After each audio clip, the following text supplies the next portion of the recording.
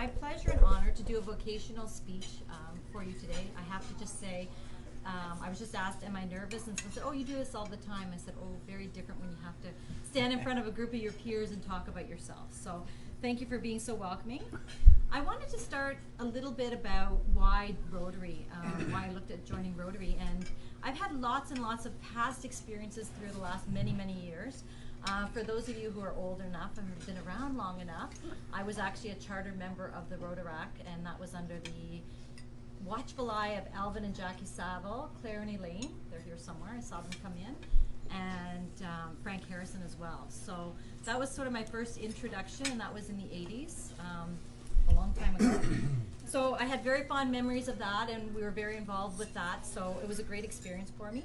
In the late 90s, when I moved back to Dryden, I became involved with Rotary through Easter Seals because, as many of you know, you've been strong supporters of Easter Seals. So when we came back with my daughter, we were automatically reintroduced to Rotary and were invited to Christmas dinners, as well as did many events with Rotarians.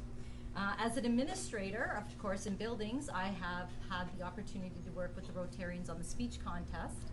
And thanks to Joanne Bunny herself, I ended up with a new dog in my house, named Marley to boot. Came about, my own son had won the Rotary contest when he talked about his dog, and Joanne's nodding her head. Do you remember it? And Joanne said, you have to get the book Marley and Me. You'll love it, you'll laugh, you'll cry, you'll do all that. So I went out as Joanne had asked and bought it for him, and like 3 weeks later we had a new dog in our house named Marley. Despite me saying it's not happening, it is. And Marley, for the record, lived up to her name. She could write her own movie. So a little bit more about me. I was actually born in Toronto. My parents are Gary and Loretta Bates. My dad was a former Rotarian as well years ago. And we actually lived in Toronto and Ottawa for a number of years before we moved back, before we actually moved as a family to Dryden. And that was in my grade 8 year in about March. And so I only went to elementary school here for a short time, but even with that, Dryden was always considered my home. My family I have an older sister, Lori, who lives in Steinbeck with her family and 2 children. And I have a brother, Todd, who lives here with his family and 2 children as well. So we were always a very close-knit family growing up together. My fondest memories are skating on the Ottawa Canal for brownies with my family, skiing on the weekends, and enjoying actually drive-in movies were a big thing for our family growing up. So my dad was an educator, and that's what actually brought us to Dryden. He took a job with the Dryden Board of Education at that point to be the superintendent of education, and that's why we got here. Just an interesting little sidebar on that.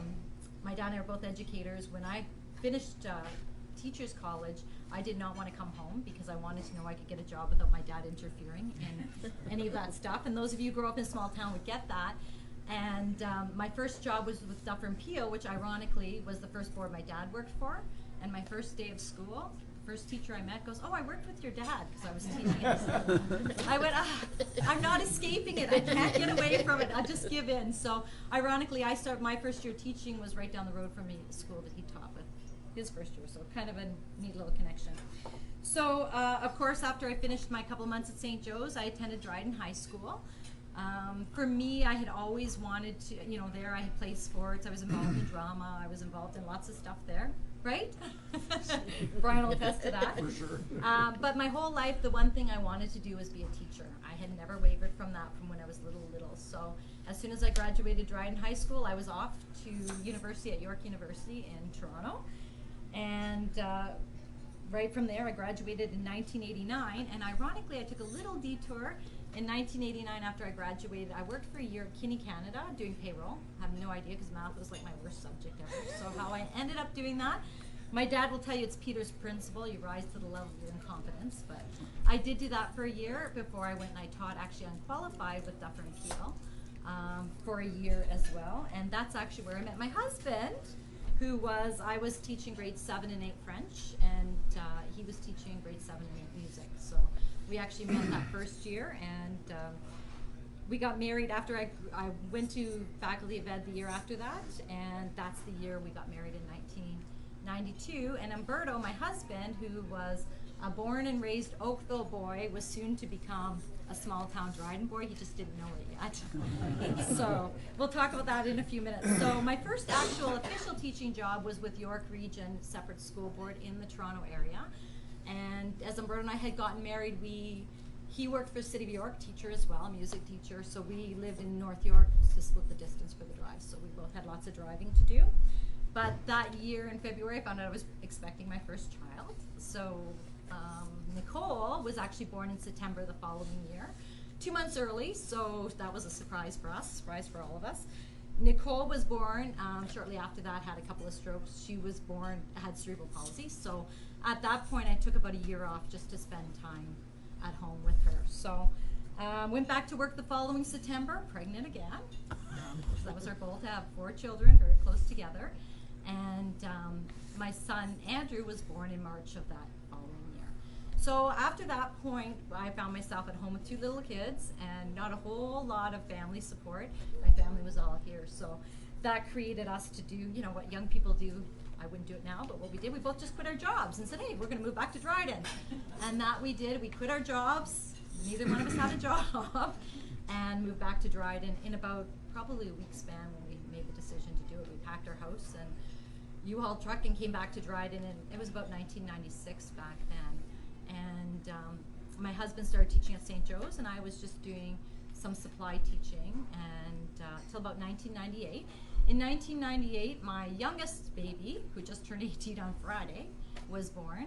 And at that time, my husband moved to Keewatin and Patricia District School Board as a VP, and I got hired to do a half-time teaching job at Pinewood, which was a dream job for a mom with young kids, 3 young kids at that point. Through this time as well, while my kids were young, as I mentioned before, I was very, very involved with Easter Seals.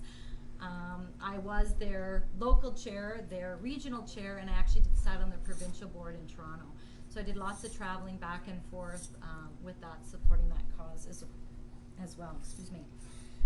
In about 2000, we actually purchased a new home, obviously to accommodate our expanding family, but also to be more accessible, thanks to Dennis. Dennis sold it to us to meet the needs of Nicole as well. And at that point, with much encouragement from a former mentor of mine, Len Pateman, who forever was trying to get me to take an administrative job, and I kept saying no, no, no, no, no, and he finally convinced me. And it was at that point I took a job out at Oxford School as a VP. So I then became a full-time working mom and a very busy mom. Easter Seals, 3 small kids, and a VP, a teaching VP too. I taught grades 7 and 8. So I was at Oxford for a year, and then I became the, school jumping.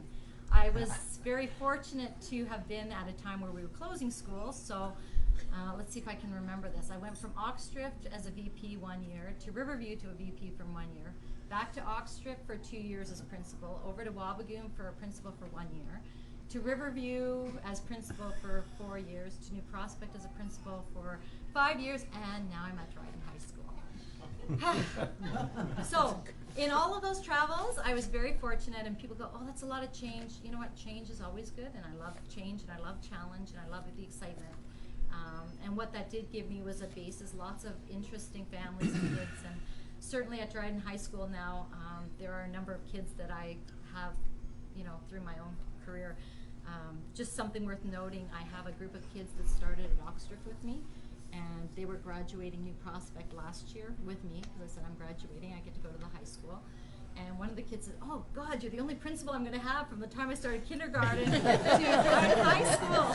And it was true. It just so happened that as, when Oxford closed, they went to New Riverview, and then they moved to New Prospect, Dryden High School. So there was about 4 of them that really at the end of their career, they will have had me as a principal all through. I said, I'm sorry for that. He goes, that's okay, it could be worse.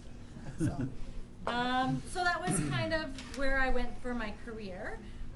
Throughout those years as administrator, I did lots of education. I took my master's degree, I took my principal's papers, I took my supervisory papers. So I was very busy doing all of that as well. So today, we have Nicole at home. She's at home with a worker. I've got Andrew, just finishing his 3rd year, I have to keep track of them all, 3rd year at Western University, and my youngest, you're going, holy cow. And my youngest is just turned 18 Friday, and she is heading off to McMaster. come September. Good Big to dilemma know. between, do I go to Western where my brother is or McMaster? So she's settled on that. So September will look very, very different in our home for us for sure. So some of the things that I really enjoy, I do love to read, and not just school stuff. I do a lot of school stuff reading, but I love a good book to read. Summertime, my favorite time of the year, you will find us as a family hanging out by our pool.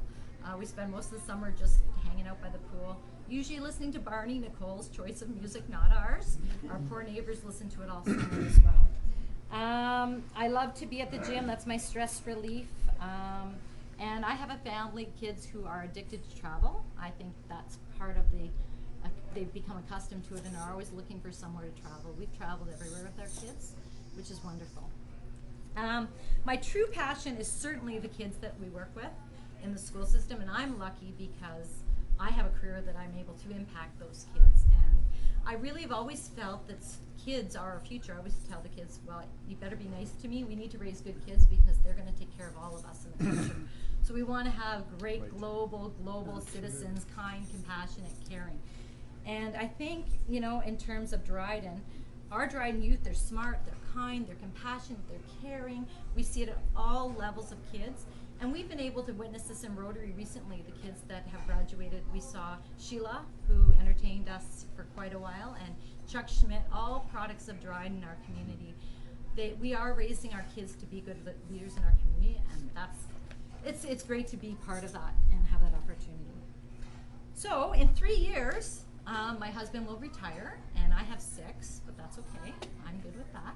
And so in 3 years, he'll be looking forward to doing some music things. In 6 years, I'll be looking forward to be doing some more things with Rotary and enjoying. And most importantly, being able to do things in our community. This is a great community, and I want to give back. Great stuff. So thank you for listening. Thank you.